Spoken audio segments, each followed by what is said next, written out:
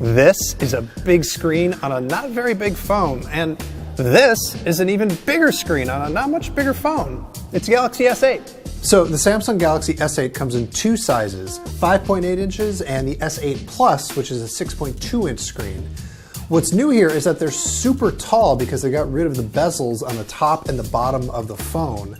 And now the sides are still curved like they are on like the Galaxy S7 Edge. That's just the default way that these phones come now. Samsung's now calling it an infinity display, and I don't know, the curve is fine. I'm not picking up a lot of extra little taps. It looks really sharp, and it's got, HDR color if you care about that sort of thing. What's interesting is they both have the same resolution, which is 2960 by 1440. But Samsung makes great screens and these look great. Really, the thing that hits you hardest when you look at the hardware on this phone is that the whole thing just looks and feels really great. The seams are even harder to find than they are on the S7 Edge. The glass just sort of melts into the sides and they don't have a camera bump on the back. This, honestly, it feels like some of the best phone hardware I've ever used. It's way better than, say, the iPhone 7. So getting rid of those bezels on the top and the bottom means they had to make some changes. So you'll notice there's no home button here on the front. It's not on the back either. What there is like a virtual home button. Samsung has added some haptic feedback. It's kind of like Force Touch on the iPhone, but it's only right here at the very bottom. And so even if you don't see a software home button, you can still press hard on that area of the screen, and that is going to take you home.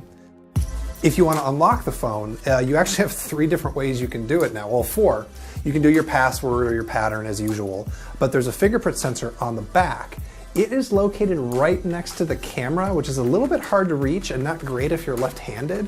And it also means you're probably going to end up putting your finger on the camera sometimes, which could cause some smudges, so make sure you wipe it off before you take a picture.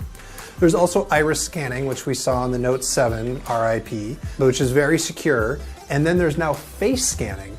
I don't think it's quite as secure as the iris scanning or the fingerprint sensor, but my God, is it fast? Like, look at how fast this thing unlocks. You blink and you miss it. You don't have to wait for it to scan your face at all. It just works. They're a little bit narrower than the Galaxy S7 and the S7 Edge, and they're just a little bit thicker, but not so much that you really notice it. What it means is that they can fit in a 3000 milliamp battery on the S8 and a 3500 one on the S8 Plus. That's not exactly pushing the limit in terms of battery capacity, but I have to imagine that Samsung isn't really interested in pushing the limit on battery capacity right now after what happened with the Note 7. They also do all the stuff that you normally expect from a Samsung phone. It's got IP68 waterproofing, there's 4 gigs of RAM, there's 64 gigs of onboard storage, and yes, there's expandable storage here, and yes, there is a standard 3.5mm headphone jack. One thing that Samsung didn't change is the camera. On the back, it's still a 12 megapixel sensor, although Samsung says it has improved the image processing software. We really like these cameras on the S7. I imagine they're going to be just as good, probably a little bit better here on the S8. One thing that is new is the front-facing camera. It's now 8 megapixels and it has autofocus, which is pretty cool. When you're in the camera, you're gonna start to see one of the big things that's new in the S8. It's called Bixby and it's Samsung's intelligent agent. So let me just show you how it works in the camera to start. When you've got the camera app open, you can hit this button and then it'll go into Bixby mode and it's going to auto-detect whatever it sees on the screen.